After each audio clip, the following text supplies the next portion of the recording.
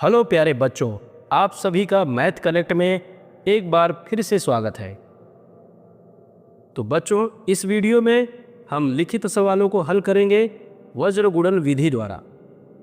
तो सवाल मैंने लिख लिए हैं। ये थोड़े बड़े दिख रहे हैं, लेकिन घबराइए नहीं, बहुत ही आसान हैं। इसे मैं समझाऊंगा तो आप ज़रूर समझ जाएंगे। बस ध्यान दीजिए, आखिरी तक आप देखिए। तो चलिए शुरू करते हैं। पहले एक बार हम सवाल को पढ़ेंगे, अच्छी तरीके से पढ़ेंगे और उसमें हम क्या हल कर सकते हैं वो हम समझेंगे। तो लिखा है, एक छात्रावास के मासिक व्यय का एक भाग नियत है तथा शेष इस पर निर्भर करता है कि छात्र ने कितने दिन भोजन लिया है। जब एक विद्यार्थी ए को जो 20 दिन भोजन करता है,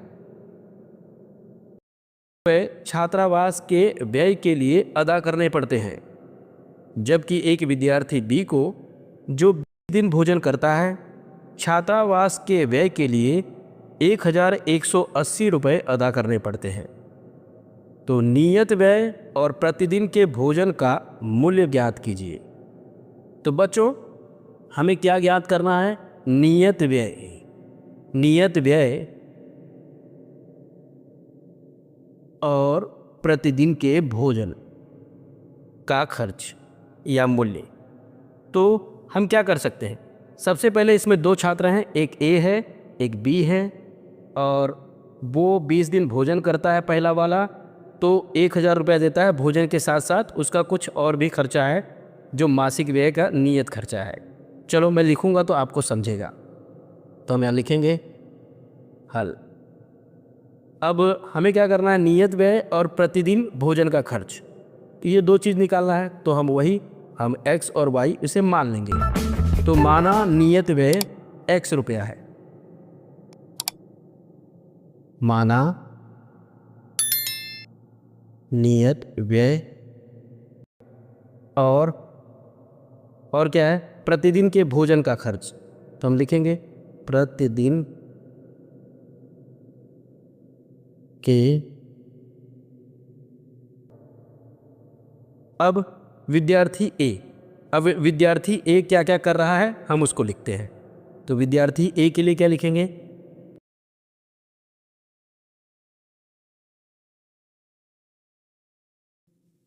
तो भोजन लेने की अवधि, कितना दिन भोजन ले रहा है वो? 20 दिन। विद्यार्थी ए 20 दिन भोजन करता है, तो भोजन करने की या भोजन लेने की अवधि लेने बराबर 20 दिन। अगर वो 20 दिन भोजन का खर्च करेगा तो कितना करेगा? क्योंकि प्रतिदिन भोजन का खर्च कितना है? वाई है। तो 20 दिन करेगा तो क्या हो जाएगा? तो 20 दिन खर्च बराबर कितना हो जाएगा? 20 वाई। क्यों? क्योंकि हमारा भोजन का खर्च कितना है एक दिन का? वाई रुपया है। तो हम 20 दिन कर रहे हैं तो 20 का इसके साथ गुणा हो जाएगा। अब विद्यार्थी बी के लिए भी हम वही लिख देंगे जैसा हमने ए के लिए लिखा। तो लिखेंगे विद्यार्थी, तो भोजन लेने की अवधि उनकी कितनी है? उसकी है 26 दिन। अब इससे हम लिख देंगे भोजन लेने इनका है 26 दिन। 26 दिन और 26 दिन भोजन का खर्च कितना है?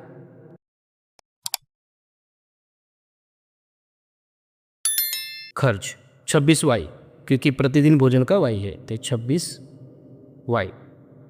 देखो अब हम समीकरण कैसे बनाएंगे? अब विद्यार्थी ए के लिए हम समीकरण बनाएंगे। वो कैसे बनाएंगे? अब हमारा नियत व्यय कितना है? x, और 20 दिन भोजन का खर्च कितना है? 20 वाई। तो हम लिखेंगे यहाँ पर, इसलिए x प्लस 20 वाई बराबर कितना है उसका? 1000 रुपया। पहले वाले का कितना है? 1000 रुपया। तो हम लिखेंगे 1000, और ये हमारा समीकरण नंबर 1 हो गया। अब इसी तरह इसे भी लिख देंगे, इसलिए नियत व्यय कितना है?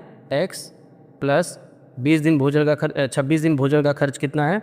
26y बराबर कितना है, इसने ए कितना दे रहा है, ये 1180 रुपया दे रहा है 26 दिन के लिए। हम लिखेंगे 1180, ये हमारा हो गया समीकरण नंबर 2। अब चूंकि हमें वज्र गुणन विधि द्वारा हल करना है तो हम इसे 1000 वाले को इस तरफ ले लेंगे, 1180 वाले को इस तरफ ले लेंगे और उसे ABC निकाल कर हल कर देंगे। तो हम लिखेंगे समीकरण 1 से, वो इसलिए क्योंकि हम 1 को बदलेंगे थोड़ा सा, 20y, अब 1000 को इधर ले लेंगे तो माइनस हो जाएगा, क्योंकि देखो ये बराबर के उस तरफ है, हमने इधर ले लिया तो माइनस हो गया 0। अब हमारा हो गया 3 नंबर ही। अब इसी तरह समीकरण 2 से, अब इसको भी कर देंगे x प्लस 26y माइनस 1180 बराबर 100, ये हमारा 4 नंबर हो गया। अब हमें ABC ये चीज़ें हमें निकालनी है, तो हम बड़ी आसानी से निकाल सकते हैं। S के बगल में है वो A, ये B और ये C, ठीक है। तो हम निकालेंगे A बराबर B बराबर C बराबर, यहाँ भी लिखेंगे A बराबर B बराबर C बराबर। A बराबर क्या है, A का गुणांक क्या है 1, इसमें क्या है Y का गुणांक 20, इसमें क्या है 1000। लेकिन ध्यान रहे बच्चों, चिन्ह ज़रूर लगाना है, तो -1000। अब इसमें क्या है, इसमें 1 है x का गुणांक और यहाँ 26 है, यहाँ -1180। अब ये हम ऊपर वाले मतलब 3 मतलब हम पहले वाले समीकरण का कर रहे हैं, तो हम लिखेंगे A1 B1 C1 A2 B2 C2, हमारा ये रेडी हो गया। अब हम जैसा मैंने बताया था फॉर्मूला, तो हमें क्या करना है, x बटे पूरे का BC से चालू करेंगे। बताया था ना मैंने कि सर्कल बना दूं, ठीक है बना ही देता है,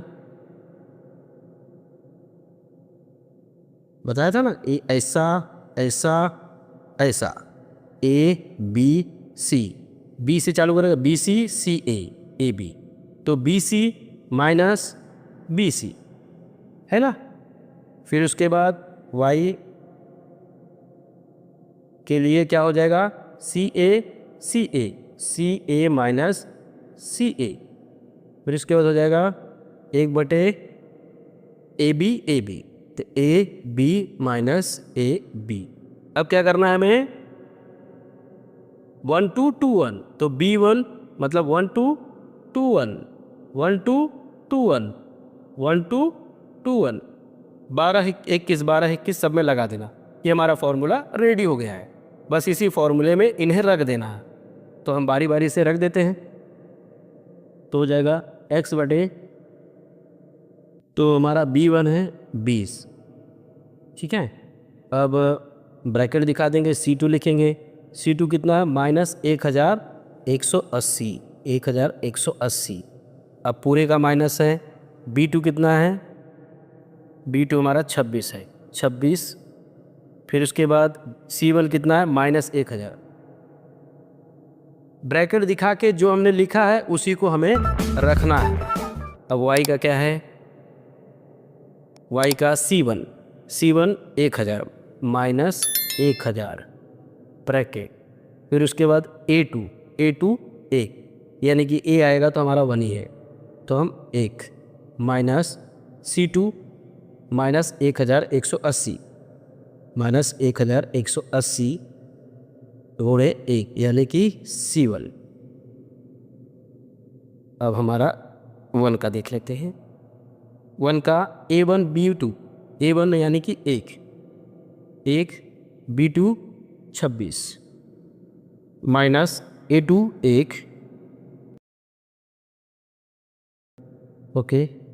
फिर उसके बाद क्या है B1 20, ठीक है। अब हम इसी को हल कर देंगे, तो x बराबर क्या हो जाएगा, इसको गुणा कीजिए। अब इसको गुणा करने पे क्या आएगा, तो मैं डायरेक्ट करता हूँ, आप लगा सकते हैं। तो मैं सबसे पहले 2 का गुणा इन चारों में कर दूंगा। तो क्या हो जाएगा, 2 शून्य 0, फिर 2 8 16 पे 6, फिर एक हाथ लगे तो 2 1 कम 2 1 3, और फिर 2 1 कम 2, और 1 शून्य इसका था वो भी लगा देंगे।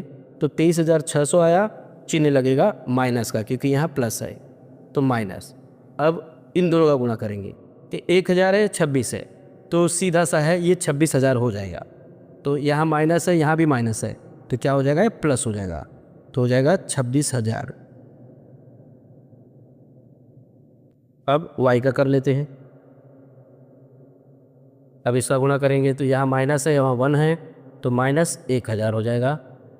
यहाँ माइनस है, यहाँ माइनस है, तो प्लस हो जाएगा 1180 हो जाएगा क्योंकि गुणा में 1 ही है, 1180। फिर इसके बाद इसका कर लेते हैं, 26 गुणे 1 तो 26, फिर माइनस, फिर 20 गुणे 1 और माइनस है ये, तो हो जाएगा 20। अब इसको हल कर लेते हैं, x बटे, अब इनको हम जब घटाएंगे तो कितना हो जाएगा, कीजिए 26,000 में से घटाइए 23,600 को, तो अगर हमारे पास 24,000 होता तो 2,000 बचते, 400 ही, यानी कि ये हो जाएगा 2400, 2,400 बराबर y बराबर कितना हो जाएगा, 1000 घटा दीजिए इसमें से, 1180 है, 1000 है तो 180 बचेगा।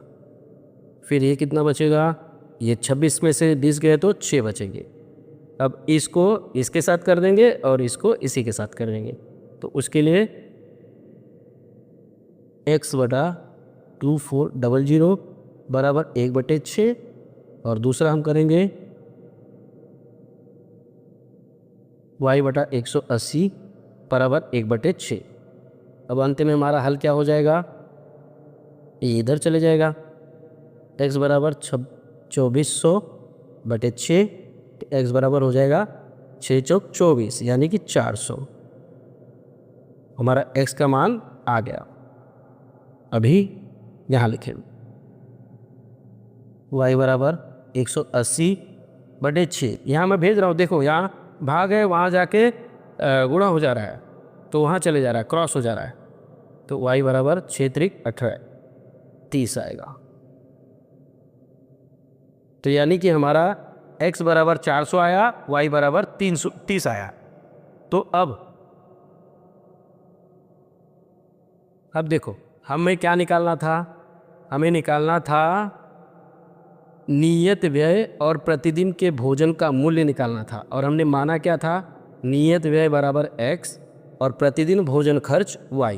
तो हमने निकाल लिया है, नियत व्यय और प्रतिदिन भोजन खर्च दोनों हमने निकाल लिया है। तो हमने वज्रगुणन विधि से इसे हल कर लिया है। आप देख सकते हैं हमारा हल हो चुका है। अब आखिर में हम क्या लिखेंगे, बस हमें लिखना है कि अतः नियत व्यय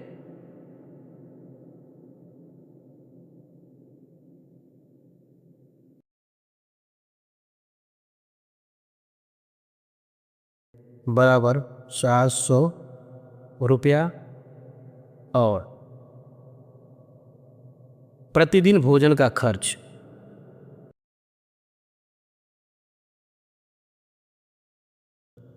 वो कितना है, वो हमारा y है, यानी कि 30 रुपया, है ना। कितना आसान था, बस हमें समीकरण को समझना है। और चाहे कोई भी विधि हो, वज्रगुणन विधि हो, प्रतिस्थापन विधि हो, विलोपन विधि हो, आप इसे आसानी से हल कर सकते हैं। सिर्फ आप इन्हें समझिए, एक बार जब आप समझेंगे तो आप हल कर सकते हैं। तो प्यारे बच्चों, उम्मीद करता हूँ आप लोगों को समझ में आ गया होगा। ये लिखित वाले सवाल थे, मैंने जानबूझकर लिखित वाले लिए थे। इसमें हमारे दोनों काम हो गए, एक तो आप लिखित वाले समझ में आया आपको, और दूसरा हमने इसे वज्रगुणन विधि द्वारा हल की, और वज्रगुणन विधि का आपको आसान तरीके से हमने समझाया है कि इसे कैसे याद करना है, इनके फॉर्मूले को। जैसे आप देखिए, ये BCCA यही पकड़ना है, BC BC, CA CA, AB AB, minus minus कर देना है, और 1 2 2 1 1 2 2 1 कर देना है। बहुत ही आसान है, आपके दिमाग में बैठ जाना चाहिए। तो बच्चों, मिलते हैं अगले वीडियो में कुछ इंटरेस्टिंग सवालों के साथ।